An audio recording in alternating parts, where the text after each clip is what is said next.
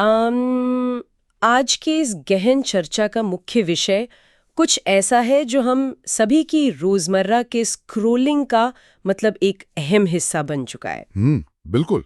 हम बात कर रहे हैं सोशल मीडिया पर स्वास्थ्य विशेषज्ञों यानी हमारे डॉक्टरों के बढ़ते प्रभाव की और इस डिजिटल दुनिया में उनकी नैतिक जिम्मेदारियों की। सही कहा। इस पूरी चर्चा का आधार एवरब्लिंक हेल्थ केयर द्वारा प्रकाशित एक बहुत ही शानदार लेख है। इसका शीर्षक है ethical standards for the digital physician. आज के समय में डॉक्टर केवल अस्पतालों के सफेद कमरों तक सीमित नहीं है, बल्कि वे इंस्टाग्राम और यूट्यूब पर आकर लाखों लोगों को सेहत के प्रति जागरूक कर रहे हैं।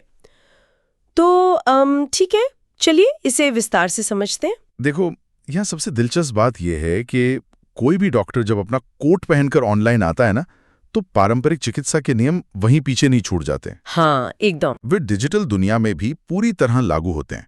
इस चर्चा का मुख्य उद्देश्य ही ये समझना है कि ऑनलाइन प्लेटफॉर्म्स पर जब एक डॉक्टर की पहुंच लाखों लोगों तक होती है, तो उसे किन बातों का ध्यान रखना चाहिए। सच कहूं तो यहाँ ये विषय और भी दिलचस्प हो जाता है, क्योंकि हम सब जानते हैं कि सोशल मीडिया काम कैसे करता है। बिल्कुल। यहाँ 15 सेकंड की कोई मसालेदार रील हो या किसी जादुई डिटॉक्स ड्रिंक का दावा, वो तुरंत वायरल हो जाता है। हाँ, और लोग मान भी लेते हैं। वही तो, लेकिन चिकित्सा में हर छोटी बारीकी का महत्व होता है।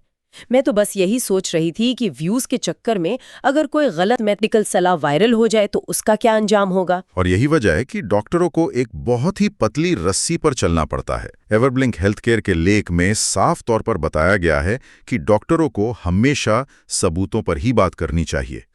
अपनी व्यक्तिगत राय और वैज्ञानिक तथ्यों के बीच लकीर खींचना बहुत जरूरी है।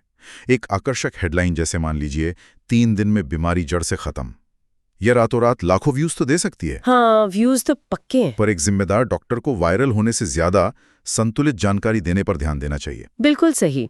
और वायरल होने की इसी होड़ से एक और चीज जुड़ती है, ब्रांड स्पॉन्सरशिप्स। ये बहुत आम हो गया आजकल।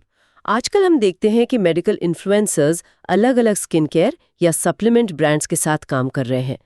कई बार वे केस स्टडी के नाम पर मरीजों की तस्वीरें भी शेयर करते हैं। एक आम इंसान के लिए यह समझना बहुत मुश्किल हो जाता है कि सामने वाला डॉक्टर सच में कोई अच्छी सलाह दे रहा है या बस किसी कंपनी का प्रोडक्ट बेच रहा है। ये एक बहुत ही गंभीर मुद्दा है और यहाँ पारदर्शिता सबसे बड़ी चाबी है। एवरब्लिंक हेल्थ केयर के लेख में ये बेहतरीन उदाहरण है कि अगर कोई डॉक्टर किसी ब्रांड को प्रमोट कर रहा है, तो पेड पार्टनरशिप या स्पॉन्सरशिप का स्पष्ट रूप से खुलासा होना ही चाहिए। हाँ, वो हिडन नहीं होना चाहिए। एकदम। और जहां तक मरीजों के अनुभवों की बात है, उनकी निष्ठा का सम्मान करना सबसे ऊपर है। किसी भी मरीज की जानकारी इतनी गुमनाम होनी चाहिए कि कोई उसे पहचान ना सके। क्योंकि इंटरनेट पर साझा की गई कोई भी चीज हमेशा के लिए दर्ज हो जाती है। बिल्कुल, इंटरनेट कुछ नहीं भूलता। ये बात तो है। और सोशल मीडिया की इस आसान पहुंच ने मतलब एक और अजीब चलन शुरू कर दिया है। लोग अब गूगल से अपनी बीमारी के लक्षण पढ़ते हैं और फिर सीधे किसी भी डॉक्टर के कमेंट सेक्शन या डायरेक्ट मैसेज में अपनी ब्लड रिपोर्ट्स भेज देते हैं कि डॉक्टर साहब कोई गोली बता दें। हाँ, ये रोज की बात है। मुझे लगता है कि ये बहुत ही खतरनाक है, क्योंकि बिना मरीज को देखें या उसकी पूरी मेडिकल हिस्ट्री जाने बिना ऑनलाइन दवा बता देना तो अंधेरे में तीर चलाने जैसा है। और ये एक महत्वपूर्ण सवाल खड़ा करता है, क्योंकि ऑनलाइन दुनिया और असली क्लिनिकल प्रैक्टिस के बीच एक बहुत ही स्पष्ट सीमा होनी चाहिए। सोशल मीडिया पर एक डॉक्टर का काम केवल सामान्य स्वास्थ्य शिक्षा देना है। किसी भी एक इंसान की बीमारी को ऑनलाइन डायग्नोस करना या उसे सीधे इलाज बताना बिल्कुल गलत है। सही कहा। अगर कोई डीएम में रिपोर्ट भेजता भी है तो डॉक्टर का काम केवल सही रास्ता दिखाना होना चाहिए, ना कि वहीं पर्चा लिख के दे देना। ये नियम तो हम सभी को एक डिजिटल दर्शक के रूप में भी समझना चाहिए। अच्छा, एक बात और है, इंटरनेट पर गलत जानकारियों की तो जैसे बाढ़ आई हुई है। सोशल मीडिया पर हर दिन कोई ना कोई नया झूठा नुस्खा फॉरवर्ड होता रहता है। बिल्कुल होता है। तो ऐसे में एक पढ़े लिखे डॉक्टर की क्या भूमिका होनी चाहिए? अगर इसे व्यापक संदर्भ में देखें तो गलत सूचनाओं से लड़ने का तरीका कीचड़ में पत्थर मारना नहीं है। डॉक्टरों को किसी से ऑनलाइन बहस या लड़ाई करने की जरूरत नहीं है। मतलब उन्हें ट्रोल्स को इग्नोर करना चाहिए। हाँ, उनका पूरा ध्यान सिर्फ सही शिक्षा और प्रामाणिक तथ्यों को सामने रखने पर होना चाहिए। मकसद किसी ट्रोल को हराना नहीं है, बल्कि आम जनता को इतनी सही जानकारी देना है ताकि वो खुद सही और गलत में फर्क कर सके। तो आखिर इसका क्या मतलब है? इसका सीधा सा निष्कर्ष ये निकलता है कि जैसा एवरब्लिंक हेल्थकेयर का मानना है कि संचार या लोगों से सही तरीके से बात कर पाना भी एक क्लिनिकल स्किल है। बिल्कुल।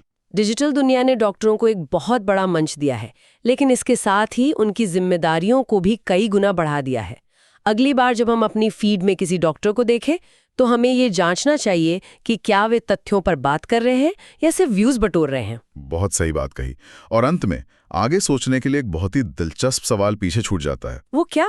आज के दौर में सोशल मीडिया के एल्गोरिथम अक्सर ठंडे और सच्चे तथ्यों के बजाय सनसनीखेज और भ्रामक जानकारियों को ज्यादा तेजी से फैलाते हैं। ये तो सच है। तो क्या भविष्य में एक जिम्मेदार डॉक्टर के लिए सिर्फ मेडिकल साइंस की पढ़ाई करना ही काफी होगा, या फिर सही जानकारी को लोगों तक पहुंचाने के लिए उसे इन डिजिटल एल्गोरिथम से मुकाबला करने का भी विशेषज्ञ बनना पड़ेगा?